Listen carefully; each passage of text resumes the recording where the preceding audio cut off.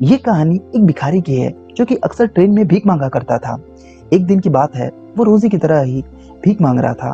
तभी उसे ट्रेन के अंदर एक सूट बूट वाला व्यक्ति दिखाई देता है, जिसे देखते ही भिखारी के मन में ख्याल आता है कि ये जरूर कोई बहुत बड़ा आदमी है और जरूर उसे एक बहुत अच्छी भीख देगा। यह सोचकर भिखारी उस सेठ के पास जाता है। पास जाकर भिखारी सेठ से कहता है, ओ सेठ, कुछ दो ना।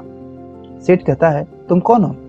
भिखारी कहता है, क्या साहब, मुझे देख के पता नहीं चल रहा है, मैं एक भिखारी हूँ, कुछ दो ना। सेठ भिखारी से कहता है, अगर मैं तुम्हें भीख दूंगा तो उसके बदले में तुम मुझे क्या दोगे? भिखारी को कुछ समझ नहीं आता।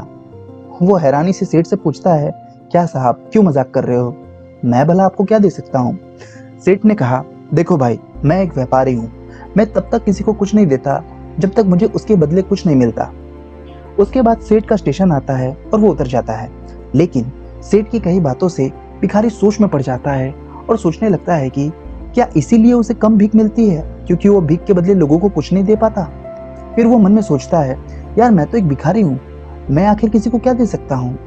भिखारी यही बात सोच सोचकर बहुत परेशान हो रहा था। तभी उसकी नजर पास में लगे हुए सुंदर फूलों पर पड़ती है और उसे एक आइडिया आता है, क्यों ना भीख के बदले लोगों को ये सुंदर फूल दिए जाए।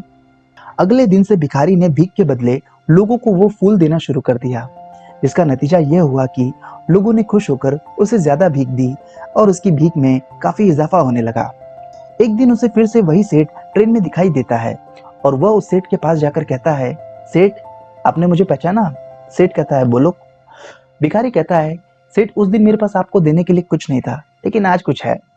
तुरंत भिखारी अपने झोले से सुंदर फूलों का गुच्छा निकालकर सेठ को देता है। फूलों की सुंदरता देखकर सेठ खुश हो जाता है और भिखारी को उसके बदले कुछ पैसे देता है और भिखारी से कहता है, शाबाश, अब तुम भी मेरी तरह व्यापारी बन चुके हो। सेठ का स्टेशन आता है और वो उतर जाता है। लेकिन एक बार फिर से सेठ की कई बातों से भिखारी असमंजस में पड़ जाता है और सोचने लगता है कि सेठ ने ऐसा क्यों कहा। उसके बाद वह भिखारी स्टेशन पर कभी भी दिखाई नहीं दिया। काफी दिन बीत गए। तकरीबन एक साल के बाद दो व्यक्ति सूट बूट में आमने सामने बैठे हुए थे। तब पहले व्यक्ति ने दूसरे व्यक्ति से पूछा, साहब, आपने मुझे पहचाना? उस पर दूसरे व्यक्ति ने कहा, नहीं भाई, मैं तुम्हें नहीं पहचान रहा हूँ, लगता है हम पहली बार मिल रहे हैं। इस पर पहला व्यक्ति ने कहा, नहीं साहब, हम तीसरी बार मिल रहे हैं। तब दूसरे व्यक्ति ने कहा, क्या आप मुझे याद दिलाओगे कि हम पहले दो बार कहाँ मिल चुके हैं? इस पर पहले व्यक्ति ने कहा, साहब, मैं वही भिखारी हूँ जिसे आपने भीख के बदले कुछ देने के लिए कहा था। वो हमारी पहली मुलाकात थी।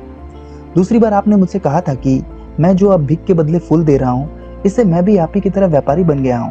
आपकी वही बात मेरे दिल में घर कर गई और मैंने खुद से सवाल किया कि आखिर कब तक मैं भिखारी बना रहूंगा। उसके बाद मैं फूलों का बड़ा व्यापारी बन चुका हूँ और आज भी मैं अपने व्यापार के सिलसिले से ही शहर जा रहा हूँ। ये बात शायद मुझे कभी समझ नहीं आती, लेकिन आपके द्वारा बोले गए शब्दों ने मुझे मुझसे मिला दिया। अब मैं जान गया हूँ कि मैं कौन हूँ, जिसका नतीजा यह निकला कि मैं आज फूलों का बहुत बड़ा व्यापारी बन गया हूँ। आपने मुझे पहली मुलाकात में प्रकृति का नियम समझाया कि हमें तब तक कुछ नहीं मिलता जब तक हम उसके बदले कुछ देने के लिए तैयार ना हो। लेन देन का यह नियम जो आपने मुझे समझाया, यह सच में काम करता है।